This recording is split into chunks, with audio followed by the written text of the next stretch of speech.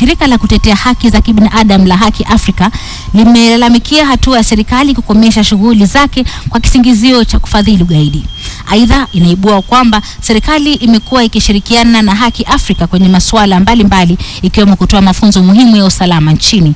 Swali ni je, ni vipi serikali ikishirikiana na shirika ambalo baadaye inadai linawafadhili magaidi? Ali Manzu na taarifa zaidi. Hatuelewi ni sababu gani imepelekea sisi kutajwa katika waraka hii, lakini kama nilivyosema, tutatumia sheria ili kukabiliana na madai haya. Kila mwaka returns ambao sisi tunafanya kwa NGO Act ziko wazi. Ni lalama za baadhi ya mashirika pamoja na makampuni yapatao 80 ambayo kupitia gazeti rasmi la serikali yamefungiwa akaunti zao na serikali kwa muda kufuatia madai ya serikali kuwahusisha na ugaidi, hasa baada ya shambulizi la chuo kikuu cha Garissa. Haki Afrika ni mojawapo ya mashirika yaliyotajwa, na kinachowatatiza wasimamizi wake kwa sasa, kando na madai hayo, ni kuwa wamekuwa wakishirikiana na serikali kwenye miradi mbalimbali. Aidha, Haki Afrika imeshiriki kwenye harakati za serikali kuleta uhusiano mwema baina ya jamii na maafisa wa serikali kupitia mafunzo. Kwa mfano, orodha hii inatokana na mashauri kati ya serikali na Haki Afrika, ambapo iliwatumia waraka ikiomba usaidizi wa mafunzo kwa maafisa hawa.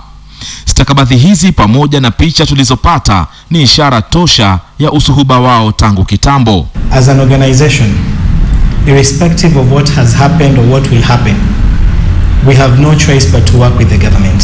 If we truly want to help our community, this war against terrorism will never be won by the government working alone. This war against terrorism will never be won by civil society working alone or by communities working alone. We have to pull together.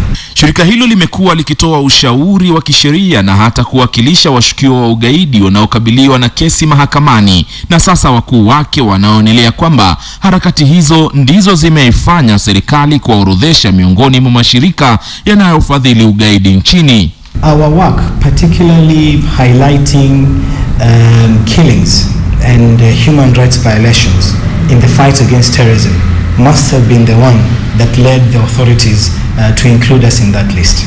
Shughuli za Haki Afrika zimetandazwa sana katika ukanda wa pwani, ambako wamezisaidia jamii kufahamu haki zao wakati kunatokea matatizo mbalimbali.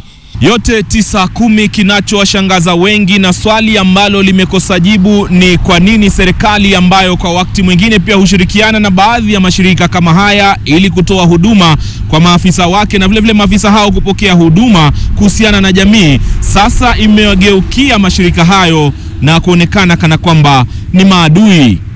Ali Manzu, KTN Leo Wikendi, Nairobi.